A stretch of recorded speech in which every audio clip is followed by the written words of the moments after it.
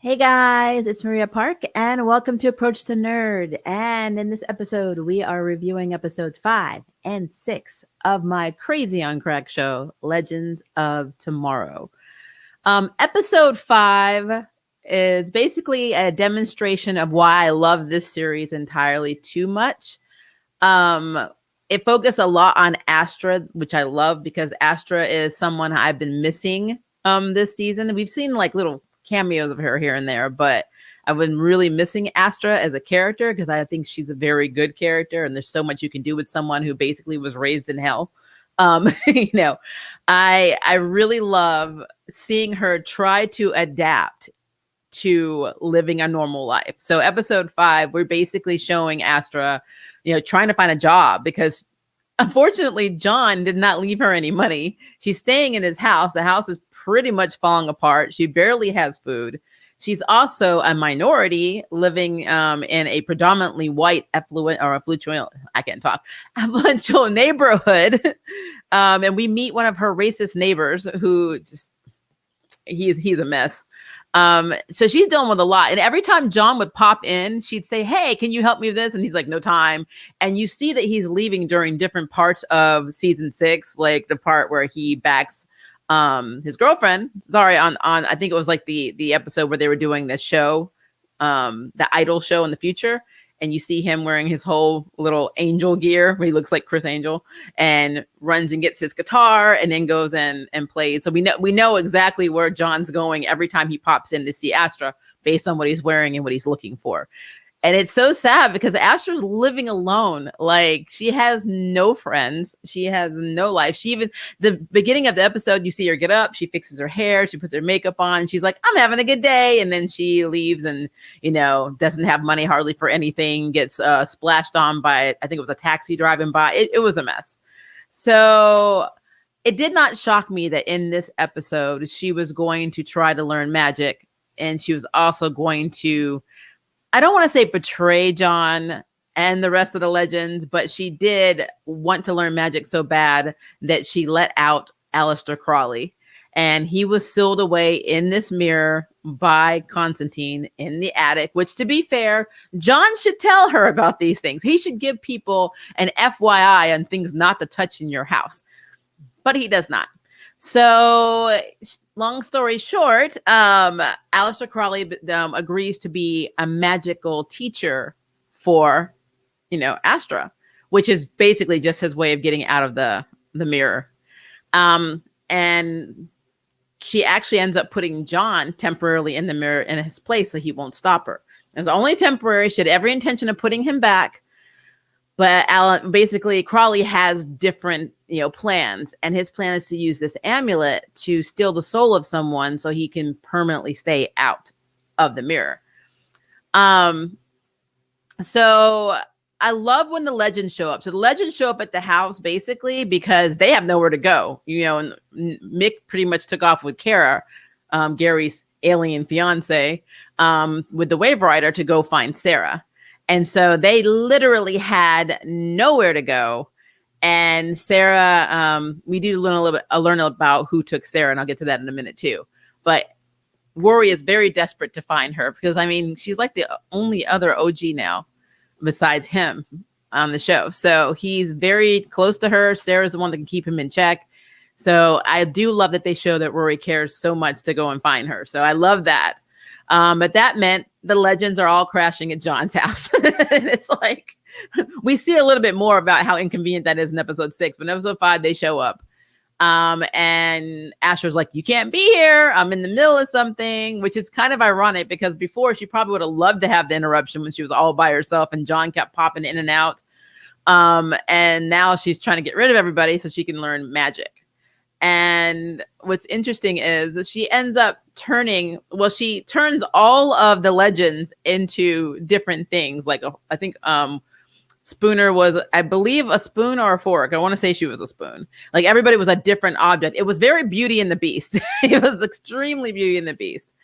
And when Aleister tried to put Crowley back into the mirror, after he took the soul of her neighbor, because she called the neighbor over because she was going to do it. And then she had a conscience because Ava was in her head. And so she decided not to, to go through with taking his soul, but Crawley did it for her. And it basically empowered the amulet that he had and made it impossible for her to put him back in the mirror. So he turns her into an animated princess. And I was like, this is going horribly wrong. Like, they're either getting turned into cartoons or Muppets in this show. It's actually insane. So basically to counteract, Crawley, because she can't beat him just by the little magic that she's learned, and Constantine is no help right now, she finds a song that her mother had written, where it's more like a spell that she had written for John in case his magic went a little haywire or he just got super obsessed with magic, to basically depower him. And so the big fix is Astra starts singing this song that her mom wrote. And the song, it was so like that. And I always forget the name of it, the Amy Adams movie where she's like a princess, an animated princess that gets shifted over to the real world. It reminded me a lot of that. But yeah, she starts singing and like the legends are helping her fight, which is so funny to watch little cartoons like this fight because everybody was animated. It was hilarious. But yeah, she managed to, subdue Crawley, put him back in the mirror, get John out of the mirror. But the only problem is the spell worked a little too well. And now Constantine doesn't have his powers anymore. Yeah, that's a problem. He seems to be okay with it right now because he's like, well, now we can learn magic together with Astra. He's like going to be her mentor, but he has no magic. He's completely defenseless right now. So that is a problem. Now, speaking of Sarah, we finally figured out who kidnapped her, and it's this guy named Bishop, and he's actually one of the most annoying people. He's just so annoying. He's like one of those pompous, conceited guys. It's just like, oh yeah, Mom, Earth used to be great, and then everybody was greedy, and then like everybody died, and I was the last survivor, so I decided to recreate humanity, and I'm starting by making a crap ton of Ava clones. I'm like, what? Sarah literally killed him, and then he came back, and that's when we were let into the knowledge that he basically is a clone as well and can clone himself. And that didn't go over very well with Sarah. But yeah, Bishop is a piece of work. And I really don't like him. I mean, I don't know what it is. His actor annoys me. I think that's a problem. Like Gary annoys a lot of people in Legends, which is fine. I mean, everybody has their preferences. That's fine. But Bishop is more annoying to me than Gary ever will be. Gary's meant to be like kind of goofy. This guy's just pompous, and I cannot stand pompous, over enthusiastic, because he's so sure he's right and his plan is gonna be great. It's just like, why are you doing this? It's so effing annoying. I don't know. I love the episode, don't get me wrong, but he bothers me a lot.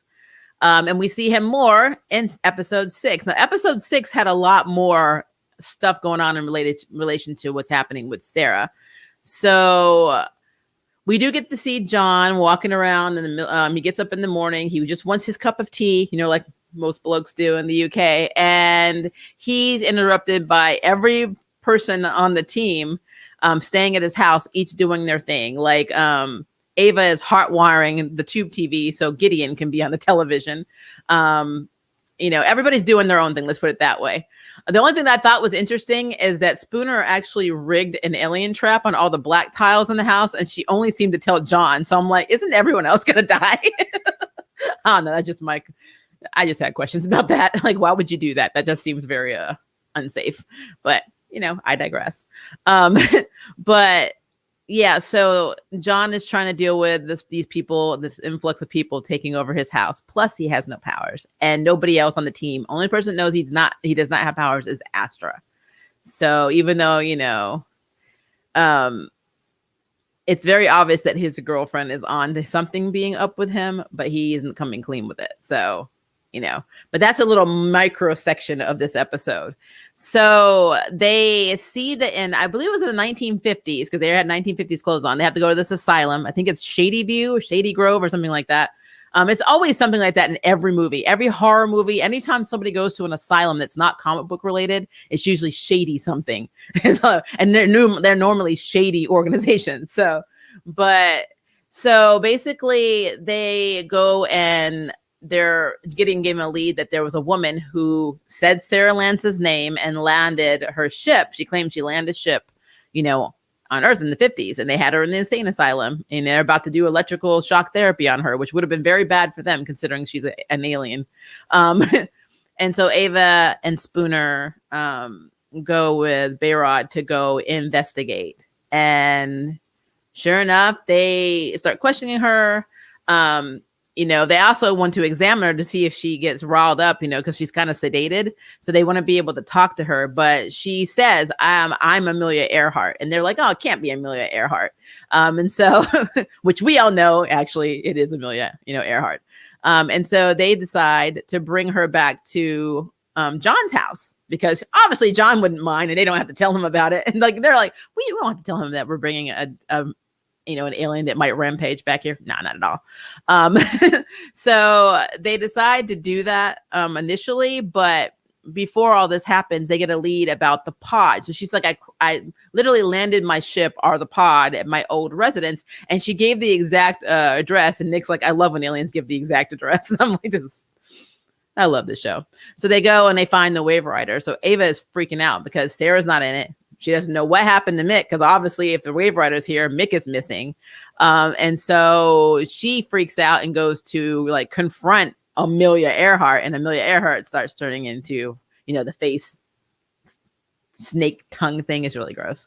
And of course, Spooner has to take her down, and then they bring her to the Wave Rider. So everyone's back on the Wave Rider. But what's interesting is that, first of all, Ava is super obsessed, obviously, with finding Sarah. And they want answers from Amelia's, or alien Amelia Earhart very quickly. And Spooner already, Amelia already doesn't like Spooner, but apparently Spooner can understand what alien Amelia is saying. And I'll get to that in a second. But Amelia basically has memories that John says, oh, I need to extract this out. I haven't done this on, an alien. I've only done this on humans. But he says, I'm going to let Astra do it because she needs the experience, which basically means he can't do it because he has no powers and they don't know that. And so Astra is a newbie in this situation, is connecting to, the mind of the alien and seeing the actual Amelia Earhart getting ready for the flight, being so happy and excited and free in the clouds. And then a beam of light comes down, and then there's forced experimentation with an alien hybrid, which could have been Bishop, because, let's be real. The next memory that alien Amelia has is a bunch of Ava clones, out there, the squadron of Ava chromes out there, and then them being gone and her doing what she can to survive. So I don't know why Bishop would put an alien inside of her. That's really interesting. But it looks like she had some kind of surgery and was made into a hybrid. And when Astra was in her mind, she kept crumbling down, and it was interesting. But I did love that Spooner had the ability to, understand and even talk to the alien version of Amelia, because now we know that we know she can sense when aliens are around, but they're not finding anything in her head. And it's just like, why? You're literally like an alien detector, but we don't show evidence of you being, operated on, made into a hybrid. There's no chip in your head. What actually happened? Nobody knows. We don't know why. And now Spooner has the fear that she's going to turn into an alien. What if I start, spitting stuff at people and become one of the greenies, basically, like what she likes to call aliens? And quite frankly, it's possible. And she did make a point saying, I didn't really have all this stuff till I came with you guys on this ship. So maybe something in the Wave Rider is triggering that part of her alien splice DNA. I don't know. It's interesting. We do know that the aliens kept her mom, and a lot of people, including myself, would have loved for her mother to be an aged version of, Jessica Cruz, but giving the character's last name is Cruz. But I digress, probably not. On the flip side, we see Sarah still doing her best, being held prisoner by Bishop. Being antagonistic against him isn't working. Killing him didn't work. Now she's doing this thing where she's trying to kiss his butt. she's doing it more because Gary found her by like literally squeezing through the toilet, which is absolutely, it was awesome. It was awesome. And I really love, he's like, you know how octopuses can compress their bodies? Well, I can do it too. He was like so excited about this.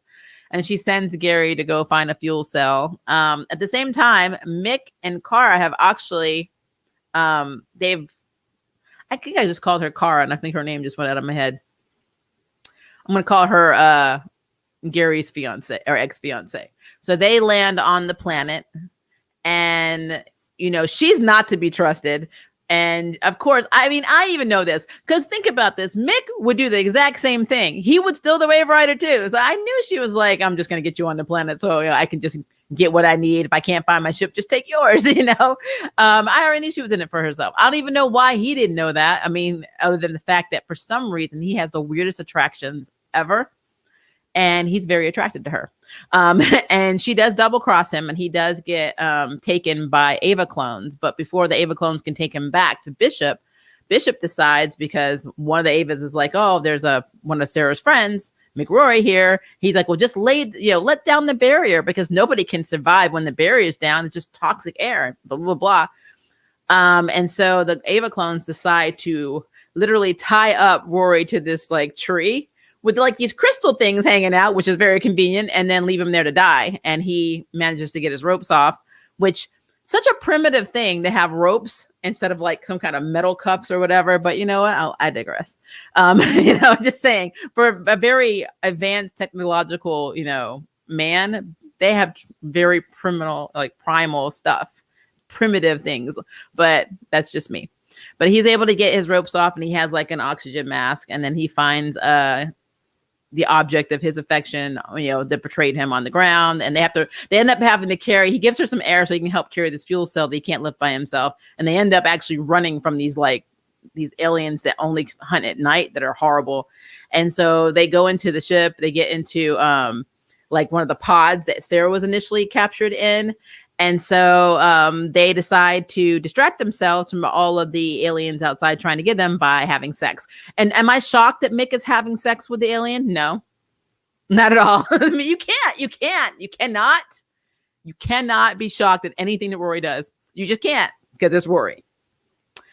So yeah, he was getting on with Gary's ex-fiance, and I would love to see what Gary thinks of that, even though technically Gary doesn't care. It's interesting. All right, so back to Sarah. This is probably, for me, two things happened in this episode that for me were the most heartbreaking. And number one is when Astor was connected to Alien Amelia before the alien pretty much all the humanity went out and the alien pretty much was complete alien, was that she started seeing Amelia's past. But then later when Spooner was talking to her, and, you know, unfortunately Ava had to take the alien out, Spooner confirmed that the alien killed Sarah Lance. And we're thinking, no, she didn't. She didn't kill Sarah because Sarah's over there with Bishop. But then we find out that Sarah's original body, when she was affected with the toxin, the alien toxin, did die. And that Sarah herself is a clone. And I was like, oh no. That is horrifying. That is horrifying. But at the same time, I kind of feel like her and her Ava will be on equal footing now, because Ava's a clone and then Sarah would be a clone. So she would know what Ava was feeling. And then Ava could help her deal with that. Now, I know in the preview for the next episode, Bayrod is like, we're going back in time and stopping her from being kidnapped. And we all know that is definitely going to go wrong, because it is Legends. It's going to go wrong. Even Ava was like, no, we can mess up, you know, time. But the other saddest part of this episode is when Ava said, what did she tell you? And then Spooner said she killed Sarah. And I will give Ava's actress this. She looked like somebody ripped her heart out. I was in my feelings. I wanted to cry. I'm like, no, not Sarah. So Sarah and Ava are so cute. So yeah, this was really, I was really in my feelings for Ava. You know, I really was. But yeah, so Sarah being a clone means a lot of things, like a lot of things. And how messed up is it that you go and see this body? And also, another little thing, So the rings that Sarah had on, like the engagement ring that she was going to give to Ava, was on her hand. Did she not notice that the rings were gone from her? If I really had paid attention a little bit more when I was just, because it's a funny show, so I don't nitpick it as much, because I mean I pay attention to the serious shows or the more dramatic ones for like little details, but this one's so crazy that it's like watching Spaceballs, basically. So I didn't think to look and see if she was wearing the rings. And now I'm like, now this makes sense, because when she's looking at the table with this body on it, there's an arm and there's a hand sticking out and it has the rings on. And I'm like, she didn't have her rings on this whole time and she didn't think anything. There was no way Sarah would have took those rings off. And we didn't notice that she didn't have it in this one and she didn't have it in the last episode because her real body is laying there dead. Yeah. But she also was revived in the Lazarus pit. So doesn't that mean technically, I guess technically you can die again. I don't know. The comics make this very vague. Arrowverse version of the pit is also very vague. So I don't know what happens when somebody who was revived by the pit is killed again. I don't know if they keep coming back, like my favorite term, Bebe's kids, or if she essentially really is dead and the guy, Bishop, made the clone of her, which is crazy. But I knew when she said, I have scars, and each one of these scars, basically taught me a lesson and I never forget them. He's like, what scars? You don't have any scars. And I was like, no. And then we go to bed, we see the arm. I'm like, no, Sarah's a clone. And I'm like, no. Oh, guys, Legends is on fire. It really is. This season is crazy. It is crazy. And I'm in my feelings, and Ava losing her stuff over Sarah has me in my feelings because she is not doing well. And now she's thinking that Sarah is dead is going to mess her up. But it looks like it's going to mess everybody up. And Bayrod is definitely like, screw this. We're just going to go back in time. I mean, we have a time machine. That's literally his logic. If we go back and we stop her from getting abducted, then she doesn't die. And I'm like, logic. And for me, I guess my thing is, I don't understand why this would cause such a time anomaly, because Sarah Lance's life at that point is not a fixed point. It's not like she's a person of historical value in a way, maybe on the team, but not outside of the team. So like White Canary, yeah, was a thing, but like saving Sarah, from and preventing her from being taken by the aliens doesn't necessarily change history. Like David Bowie's still going to be on stage, whatever's happening outside of the concert is still going to happen. You just stop her from being zapped up into the ship. So I don't know why this is going to be such a time breach. But again, the rules in the Arrowverse, the rules in the MCU, the rules in Back to the Future and Doctor Who, all of them are different. Everybody has different lines that you cannot cross and different fixed points and different plot holes when you deal with time travel. So it's a thing. Let's be real. If this is the MCU, they could just be like, it's fine. I'll just make another timeline. We don't care. Because you can go back in time and do whatever you want. MCU. So yeah, but it's not. It's the Arrowverse. So it's a thing. All right, let's look at some of the posts. I'm about to kill this gnat that's flying around me, guys. You're about to see me like literally turn into the Hulk in some way. I'm about to like lose it. But somehow, if you have a lot of plants in your house, you get gnats, and I have lots of plants. Let's see. Hi, Nicholas. How are you doing? I honestly feel bad for Astra. Girl has no schooling or education, no money, no help. It's basically the living nightmare. John and the rest of Legends was crap this episode. Girl was going through it. I agree. They like abandoned her, but they're all in their obsession to find Sarah preoccupied. So that's what it is. Ava's not thinking clearly at all. Even when Astra was connected in episode 6 to Amelia Earhart, we need to understand that Amelia Earhart was this person and the alien was inside of her. And, by Astra forcibly breaking through these firewalls of her mind, it made the humanity go away. Like they essentially killed her humanity completely. And that's because Ava was like, I don't care what happens to this woman. I just need to know where Sarah is. And that's literally her main focus. And I think that is one of the problems I have with Ava as a character, is that she gets single focused and she doesn't think about all the other people that could be harmed in the process. And I thought she learned her lesson with Spooner, because Spooner was like in her face about it. She's like, look, you're not about to use me just because you're trying to find your girlfriend, and at the risk of me being harmed. So I need Ava. I get it. We love her and Sarah. We want Sarah to come home, but you can't do it. You can't accomplish this goal at the expense of the safety of others. And so that was a problem for me. I mean, she was dragged to hell when she was just 8 years old. So how was she going to get a job with no education, no diploma, GED, no financial or social backing? I agree. No help in any shape or form because bills won't stop even after death, it seems. I mean, she really should have stayed on the Wave Rider, honestly. This is one of my favorite episodes. It reminded me of the Angel episode when they were turned to puppets. Yep. I mean, they were turned to puppets in Legends too. It's crazy. Oh, the animated eps is the one I am waiting for. I'm telling you, like the song was so weird. It was cute, but it was like one tone, like I almost felt like one note, but like little happy, like animated legends fighting. It's just really funny. It was really funny. It definitely looked like straight out of Beauty and the Beast. It really did. For a girl that was raised in the deepest depths of Tartarus hell, you would think she would know a little of the darker side of magic. Someone calls Zatanna or Black Orchid, or Jonathan Blood. I mean, again, I think I made a point about this last week in a stream, one of our Arrowverse streams. We don't know who knows who. It's not established. Did John Constantine meet any of the Dark Justice, League? I don't know. We don't know if there is a Zatanna yet. I mean, they all seem to have these histories that we're not allowed to know about until one of them randomly shows up as a cameo. So I have no idea who anybody has met at this point. So all we know is who was established during Arrow's run. And outside of that, if that's a hero that you know, I don't know why you know this person or how you know this person, but there's somebody in your past. And it's really weird. I really wanted Gary to be John's boyfriend at Apprentice. That would be cool. I like how in episode 6 when he saves the clone Ava, and they're like, he's the one that ate I think it was the B squad, and he's like, yeah, even though they were delicious, that was really regrettable, but I serve Ava served, no, I save her.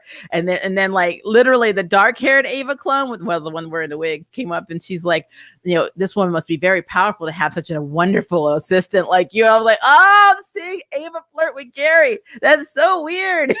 It's so weird. I would love to see Zatanna on Legends. So would I. She put some stuff straight real quick. I am mad at taking away John's powers and this whole Dark Willow storyline that is not. John, leave this man alone. I don't like the Zari and John relationship one bit. It doesn't even make sense. It does seem forced. And I feel like Zari gets around, even though I know this is Zari 2.0. It's just weird. It's the whole situation is just weird.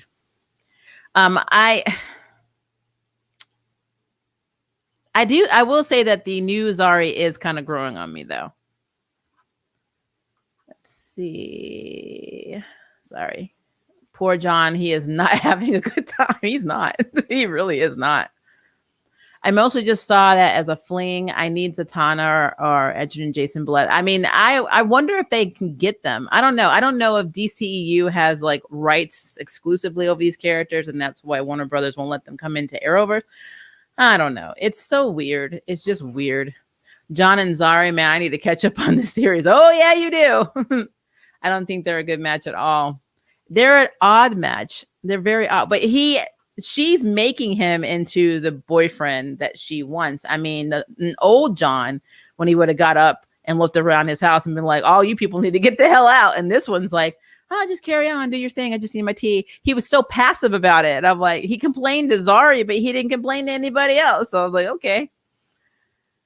Have they finished filming Legends season 6? Yes. Katie Lloyd's Instagram said that they finished 2 or 3 weeks ago. So they have finished filming all of it. The mystery with Spooner continues to grow. I agree. There's something going on with her.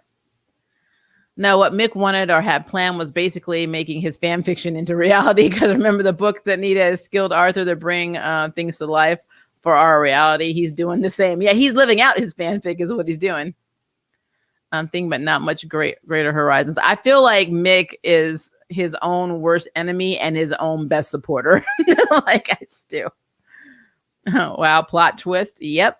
I mean, we saw Sarah as a clone. I mean, the only thing that makes me feel okay about it is, again, Ava being a clone and then having Sarah being a clone. They can relate to each other now on not being real in a way, or being like a copy.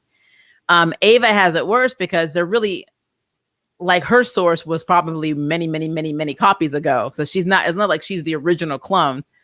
But Sarah would be the first clone of her original body, which would probably be more traumatizing. I don't know. It's an interesting angle. I'll give you that. Poor Ava. Yep. At last, I made it to the Hellfire Gala, and I agree. Krakoa has desensitized me to clone concepts. I mean, it's a thing. Legends is a trip. Yep. Sometimes acid.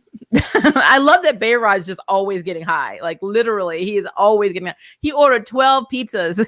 Like, he has always got the munchies. He is always getting high. And that is literally his character. I don't know why. It just is. It's always his character. It's funny to me. I hope you're liking it kind of off Tiffy on it.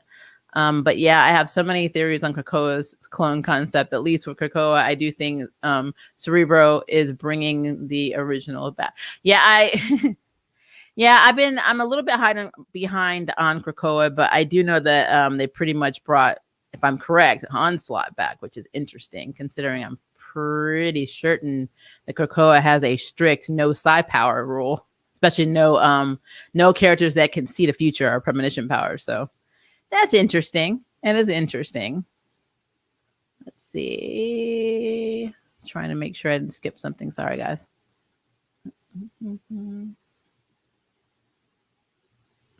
I might be out. Yeah. Here we go. Can't say the same for Sarah, though. I hate MCU's portrayal of time travel. So do I. It's stupid. There's literally no consequences. It's so dumb. I feel like Ava may reassure clone Sarah due to, like you said, their shared experience of being clones, but the emotions they have for each other may not hit the same or be the same knowing this. It's, yeah, there's a lot to that. There's a lot to that. I just hope this doesn't mean we're getting an arc for a heel turn for Sarah Lance. Whenever a clone finds out that they're not the original, they go badish. Yeah, I'm hoping that she doesn't say things like, let me get my water truth because I'm thirsty. She doesn't say things like, I'm a clone now. I'm not the real Sarah. I don't deserve to go home. And Ava, we'd be better without me. I don't know. It's weird. But they make her more passive in her situation. I'm going to be mad. I really will. Because Sarah's a fighter no matter what body she's in. The evil clone is one of the worst comic book tropes. I absolutely agree. Why did they retcon Astra? She initially knew magic. I don't know. I feel like, and I think she knew some magic. I don't think she knew all of the magic. And I have no problem with her relearning it, or at least learning magic from her mother's standpoint to be like her mom. But I don't know. I don't know why they do that stuff. They retcon a lot of stuff and just think we don't notice. Zatanna doesn't practice dark magic, and she's a home magic. Her magic, sorry. Homo magic. Her magic comes from the earth. Sorry, I read that completely wrong. Yeah, and her father was a very interesting magician. Yeah, I know all about Zatanna's backstory, but she was still in Justice League Dark. So that's why I mentioned it, because her and Constantine, not just in that, I don't even think just in that comic run, her and Constantine got it on all the time. Like all the time. There's even an animated movie with them in it, and I can't remember the name. It is definitely more Zatanna centric, but I don't think it was Justice League Dark. I think it was something else. I'll have to look it up. But really shows just how close her and Constantine are. So I would love to see them two, both of them together, because they really, to me, they balance each other out. So it's interesting.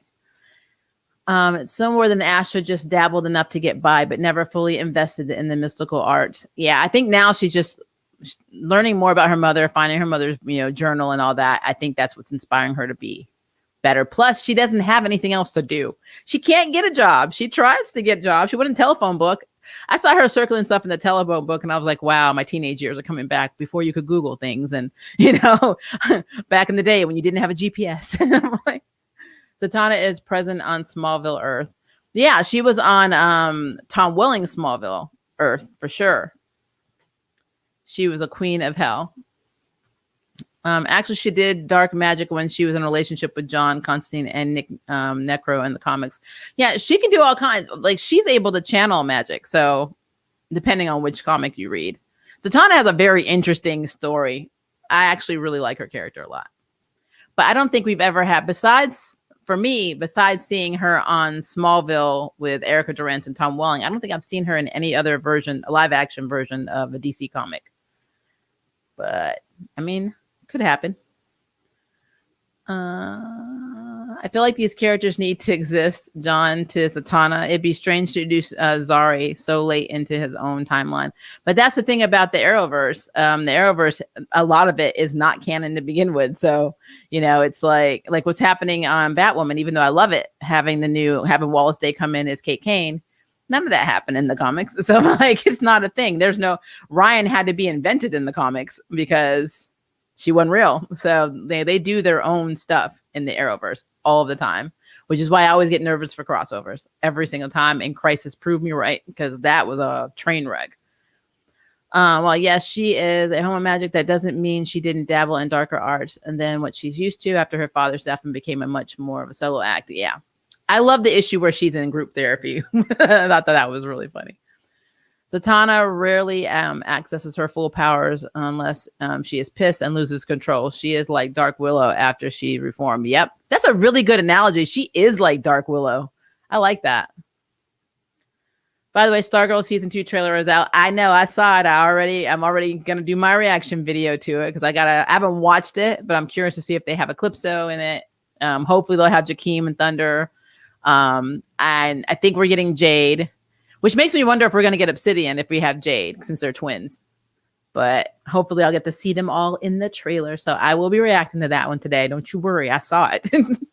I saw it. Well, at least I saw the notification, should I say. Onslaught is the Patchwork Man on Krakoa. Oh, wow. Wow. That's so weird. Yes, for Stargirl season 2. I am excited. I think it's coming in August, right? How does Krakoa have a no Cyril and then have the most powerful psychic on the planet on the island? I don't know. That's the thing. Like, Xavier can exist, but nobody else. What, you can see the future? Nope. Temple? Nope. Like, will not purposely bring back anybody who can see the future or have any, like premonition abilities whatsoever. I don't know why, but that is a Krakoa thing. It's weird. I have so many theories about the Krakoa resurrection protocols, but there's no way for me to explain it in one sentence. But you're right. Krakoa has a precog rule. They just don't like it. Well, I mean, it makes sense. If you have a lot of precogs and they probably see all the stuff that they're screwing up on Krakoa.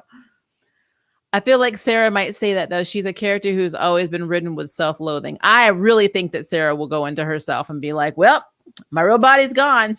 I'm just a useless clone. What's the point? And just give up. And I think that'll be really sad. And Ava thinks she's dead, so they won't continue looking for her. It's just sad. But finding home on the Wave Rider is what helped her grapple with her original resurrection. True. But to be fair, she was resurrected. She wasn't copied. So I think that's going to be a lot harder for her to swallow. What she means by no psi is that no clairvoyant seer, people who can see the future or a glimpse into the past. Yeah, due to Mora still feeling salty over Destiny putting her in her place, which is why Destiny was not going to be resurrected. Like, I think CW should commit to the clone arc and keep Sarah as a clone. Either the clone goes crazy after finding out that they aren't the original, or the clone dies, making sure the original lives. Could happen. I'm concerned that they're going to try and fix it with time. Like, they're going to have time and reverse it or prevent it. But if they do prevent it, I don't think it'll have any big waves in terms of on Earth, but it might have repercussions on that planet. I don't know. Because I think Sarah's meant to take Bishop out. Bishop is such an a-hole. I do not like that character. Both are bad tropes for clones, in my opinion. I agree. I think Mora is trying to hide the future from Krakoa, something that she doesn't want Krakoa to see. That's why she's preventing precogs from resurrection. Of course it is. Of course. Because precogs are the one type of mutant you can't hide things from. So, yeah. Of course she doesn't want them to see what's actually going down. I'm still reeling over the revelation that Mora is like the ultimate Bebe's kid. Sound down, multiply. She just keeps coming back and back and back and back and back. As a resident telepath mutant with some precog ability that's currently on Krakoa, I'm not chancing anything. That's why I'm standing close to my girl Tempo. No way I'm getting murked. I love that. I love that.